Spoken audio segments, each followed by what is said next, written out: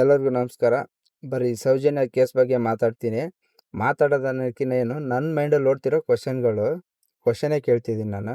ಏನಂದರೆ, ಇವಾಗ ಧರ್ಮಸ್ಥಳದಲ್ಲಿ Soujanya rape and murder case ಆಗಿ ಎಷ್ಟು ವರ್ಷ ಆಯಿತು? 13 ವರ್ಷ ನಡೆಯಕತ್ತೈತಿ. 13 ವರ್ಷ ನಡೆದ್ರೂ ಇನ್ನೂ ನ್ಯಾಯ ಸಿಕ್ಕಿಲ್ಲ. ನ್ಯಾಯ ಸಿಕ್ಕಿಲ್ಲ ಅಂದರೆ ಇದರಲ್ಲಿ ಏನೈತೆ, ಯಾವುದೋ ಒಬ್ಬ ದೊಡ್ಡ ವ್ಯಕ್ತಿ ಕೈವಾಡಂತೂ ಇದ್ದೇ ಇರುತ್ತೆ. ಇಲ್ಲಾಂದರೆ ಯಾವುದೇ ಕೇಸಲ್ಲಿ ಅಷ್ಟು ಜನ ಇವಾಗ ನಾರ್ಮಲಾಗಿ ನೋಡಿರಿ, ಇವಾಗ ನಮ್ಮ ಹುಬ್ಬಳ್ಳಿಲಿ ಒಂದು ಮೊನ್ನೆ ರೇಪ್ ಆ್ಯಂಡ್ ಮರ್ಡರ್ ಕೇಸ್ ಆಯ್ತು. ಚಿಕ್ಕ ಹುಡುಗಿದು ಕೇಸ್ ಆದ ತಕ್ಷಣ ಇಮಿಡಿಯೇಟ್ಲಿ ಏನು ಮಾಡಿದ್ರು, ಅಲ್ಲೇ ಸ್ಪಾಟಲ್ಲೇ ಶೂಟ್ ಮಾಡಿ ಸಾಯಿಸಿದ್ರು ಅವನ್ನ. ಅದೇ ರೀತಿ ಎಲ್ಲ ಕಡೆ ಮಾಡಿದ್ರು ಒಳ್ಳೇದೇ. ಯಾರು ರೇಪ್ ಮಾಡ್ತಾರೋ ಹುಡುಗಿಯರನ್ನ ಅವ್ರನ್ನ ಸ್ಪಾಟಲ್ಲಿ ಶೂಟ್ ಮಾಡಿ ಬಿಸಾಕೋದು ಒಳ್ಳೇದು, ಜನರ ಮಧ್ಯೆ ನಿಂದಿರಿಸಿ.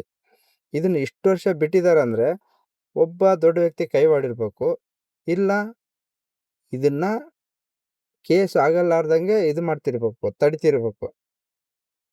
ಅಲ್ಲಿ ಯಾರೋ ದೊಡ್ಡ ವ್ಯಕ್ತಿ ಇರೋ ದುಡ್ಡಿದ್ದವರು, ನನ್ಗನ್ಸೋ ಮಟ್ಟಿಗೆ. ಇಲ್ಲಪ್ಪ ಇದು ಯಾರೋ ಸುಮ್ಮನೆ ನಾರ್ಮಲ್ ಅವ್ರು ಮಾಡಿದ್ದಂದ್ರೆ ಇಷ್ಟು ವರ್ಷ ನಡೆಯೋಕ್ಕೆ ಸಾಧ್ಯನೇ ಇದ್ದಿದ್ದಿಲ್ಲ.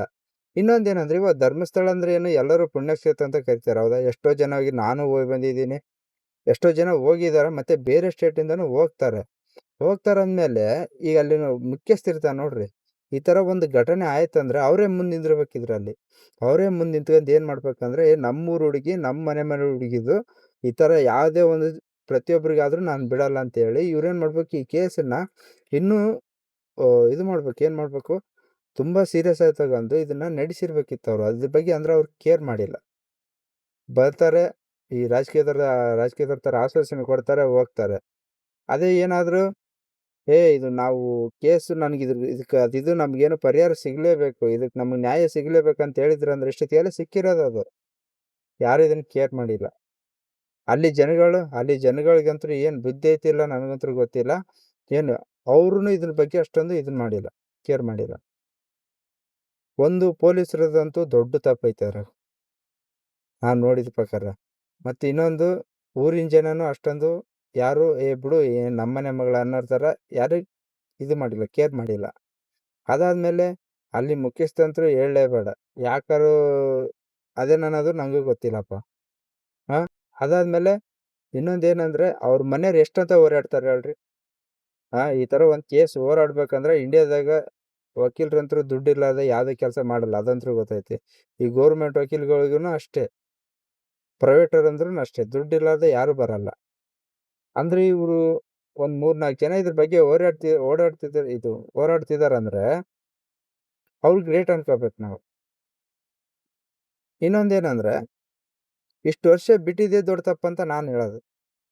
ಒಬ್ಬ ಮನುಷ್ಯ ನೋಡ್ರಿ, ಯಾವುದೇ ಒಂದು ಕೇಸಾಗಲಿ ನಡೀತೆ, ಇಲ್ಲನಲ್ಲ, ಅವಕ್ಕೆ ಪ್ರೂಫ್ ಸಿಗಲ್ಲ, ಅದು ಸಿಗಲ್ಲ. ಇದು ರೇಪ್ ಆ್ಯಂಡ್ ಮರ್ಡರ್ ಕೇಸ್, ಇದು ಪ್ರೂಫ್ ಏನು ಸಿಗಲ್ಲ ಹೇಳಿ. ಪ್ರೂಫೇ ಇದ್ದಿದ್ದನ್ನ ಇವರೇ ಎಲ್ಲ ಇದು ಮಾಡಿ ಮುಚ್ಚಾಕಿ ಇವಾಗ ಅದಿಲ್ಲ ಇದಿಲ್ಲ ಅಂತೇಳಿ ನಾಟಕ ಮಾಡಿಬಿಟ್ರು.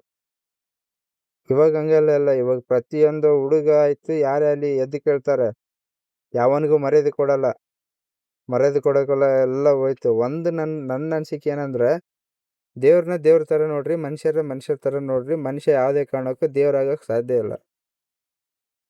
ಅದನ್ನು ಒಂದು ಮೈಂಡಲ್ಲಿ ಇಟ್ಗಾರಿ. ಅವನು ಒಳ್ಳೇದು ಮಾಡಿರ್ಬೋದ, ಸರಿ, ಅವನೇನು ಒಳ್ಳೇದು ಮಾಡಿದಾನಂದ್ರೆ ಅವ್ನಿಗೊಂದು ಮರ್ಯಾದೆ ಕೊಡ್ತೀವಿ ಅಂತಂದು ಹೋಗಿ ಅವನೇ ದೇವ್ರು ಅಂತ ಅನ್ಕೊಳ್ಳೋದು ದೊಡ್ಡ ತಪ್ಪು.